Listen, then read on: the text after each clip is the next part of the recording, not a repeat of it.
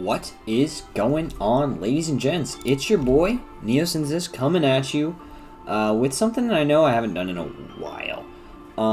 But it's Master Duel, so I hope you guys are happy. I've been playing a ton of IRL Yu-Gi-Oh! But what I have been playing in Master Duel is a lot of this and a lot of my Invoked Dogmatica Shadal deck. A couple people were asking for an updated list on this one, so I figured I'd go ahead and throw something out there for you guys. Alright, so we are running the Master Duel tax, right? So we have to have the 3 Maxi, the 3 Ash Blossom.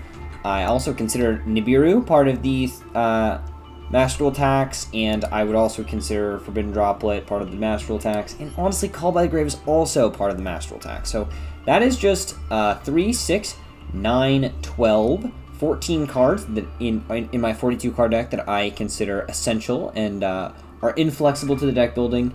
Max C is just completely broken. Ash Blossom stops Max C and stops a lot of stuff that's really important. This card stops Max C and Ash Blossom, and this card makes it so you can play the game. Considering there's so much degeneracy in the format, you need cards like this in spades.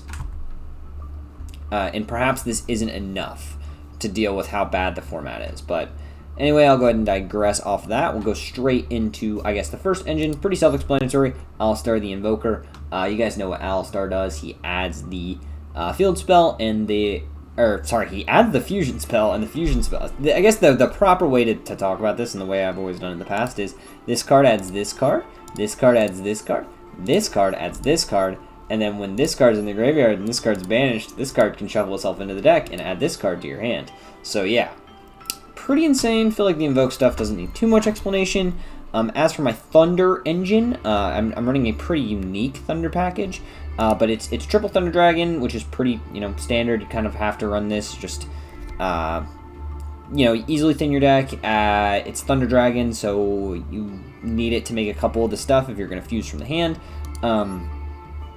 Thunder Dragon Dark, similarly, it's like an upgrade to the Thunder Dragon, right? Because we can just add the Thunder Dragon Dark from our deck to our hand. And then, obviously, the banish effect of being able to add any Thunder Dragon card from your deck to your hand is pretty awesome. Right, so from there we move on to, we have 2 Dragon Matrix. This wasn't in the last deck, but I feel like it's fine, it's good enough. And perhaps I should actually go back to the package that I had before, right? So I'm actually going to make a quick little fly change to my extra deck. So don't mind me, but essentially Thunder Dragon Matrix, if you guys don't know what it says, you can discard it and just make a Thunder monster on the field. Control, gain 500 attack. Now that's obviously not super relevant, but it is definitely good enough to warrant an inclusion in the deck. Just because it will trigger your Titan effect, right? You can just pretty much get a free Titan effect. And then if this card is sent from the field to the graveyard or it's banished, it's just going to tutor another copy of itself. I like Thunder Dragon Matrix enough to want to play it. I don't love it, so I'm not running it at 3. And I also don't run Lupine and cards like Chaos Space that really make it a lot easier to trigger. So yeah, this card I'm a bit iffy on, but I'm enjoying it in the testing that I am doing with it. And then as for the rest of the Thunder stuff, I guess for the last, unlimited, or, you can run as many as you want, so it's really a decision, is Dragon Duo. It's just like a searchable BLS, kinda, and it gains 300 attack every time a Thunder effect is used. It's just good. You can use it to link, you can use it to fuse. Beating in for 2800 is definitely strong. But it's not the best, which is why we don't run tons of it. And then for the limited stuff, obviously 1 Dragon Hawk, we'd run more if we could. Special summoning 1 Thunder from your banished pile or your graveyard, just at the cost of discarding it, is super strong. And then its secondary effect, like its banished effect, or its sent from the field to graveyard effect, is also super strong, just being able to essentially magical mallet your hand into something better. Dragon Roar, semi-limited, discarding this card, adding a Thunder Dragon card that's banished or in your graveyard to your hand, super clutch, definitely useful to recur whatever you need, and then being able to special summon one Thunder Dragon from your deck is clutch, so yeah. This card probably needs to stay at 2, like Thunder is really, really good.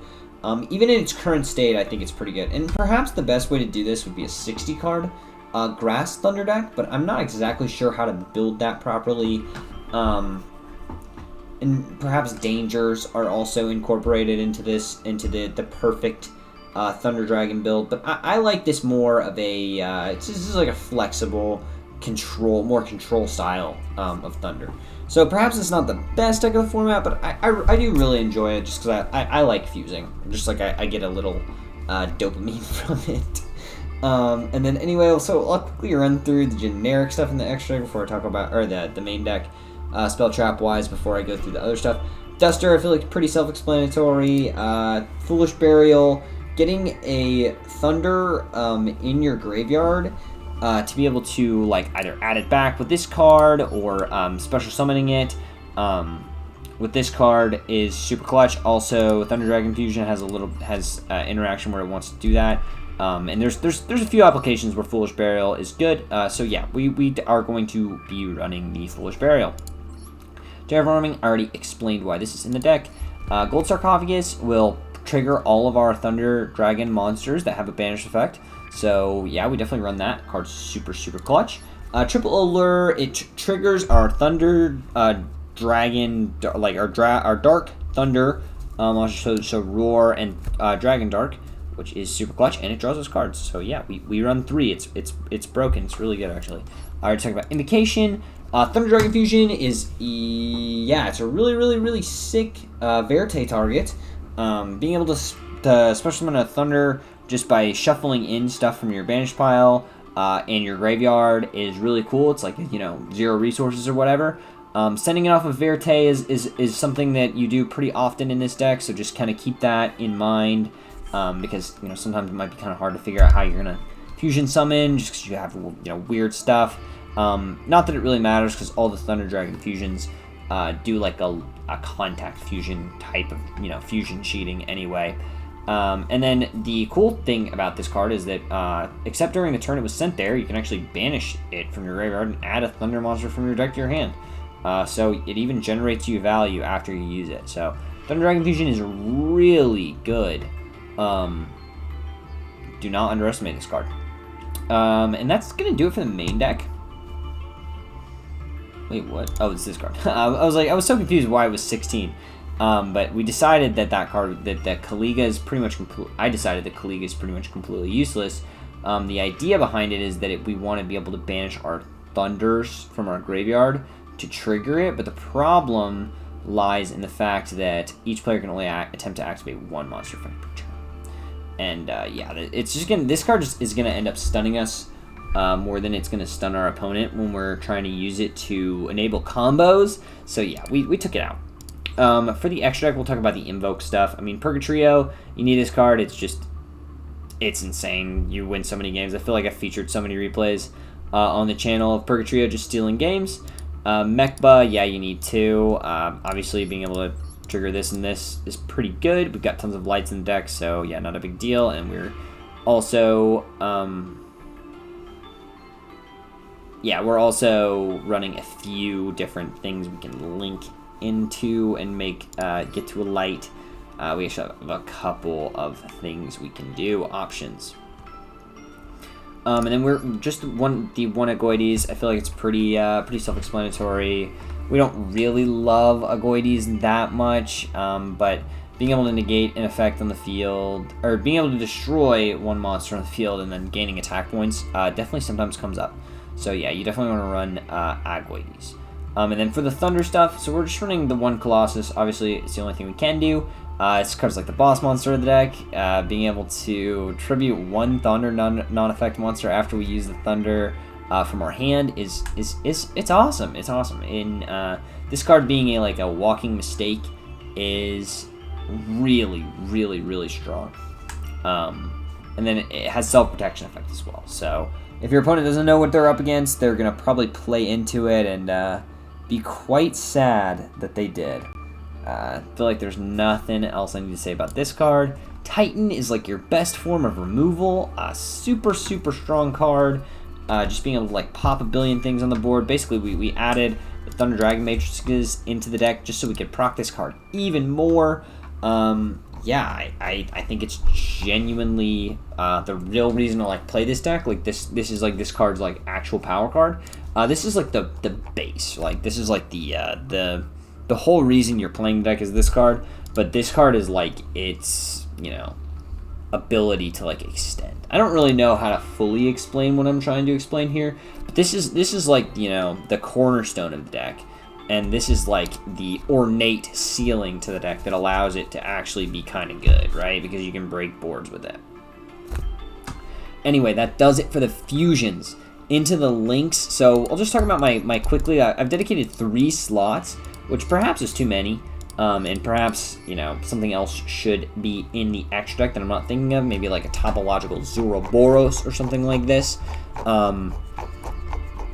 Would be an interesting card, but for now we're just running the Almirage package, so we want to be able to link you know, this card into, we can link this card into Almirage and then link Almirage into Gardna. I basically added the Almirage package in, you guys saw me do that, so that I could do the normal summon Almirage, normal summon Dragon Matrix, link into Almirage, trigger Dragon Matrix, play, and then I can link into Gardna if I need to, and I'll most likely will link into Gardna. Maybe I wouldn't, because this way I can still use this card to link climb. But as you guys know, Secure Gardna cannot be used as link material. So yeah, only make it if you want to go into the fusion. Heads up, maybe Secure Gardna, maybe Secure Gardna is the cut. The other card we have to link our Alstars off with is the Artemis. Yeah, it's fine. It's just a 1 link light, pretty much.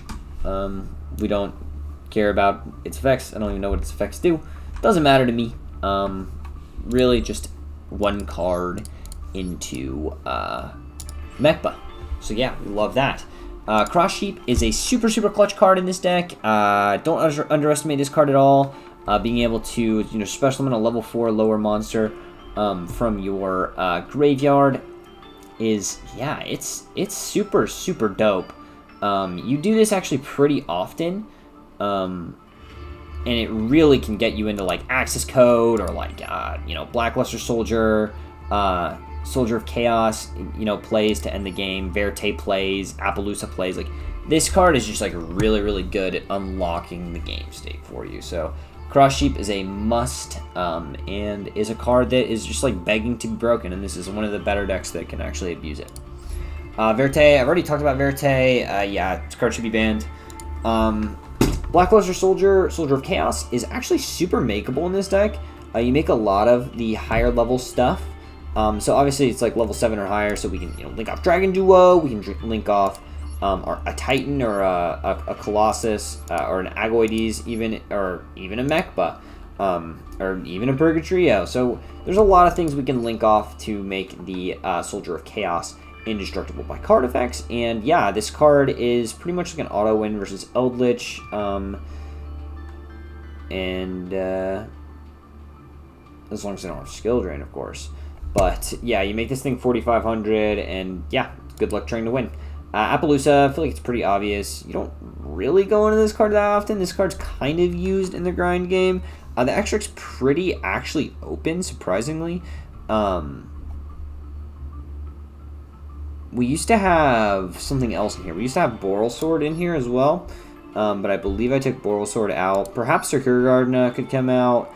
Perhaps both of these can come out, but I do like, or maybe just Artemis comes out. But I do like the flexibility, and there are some things that I still want to try.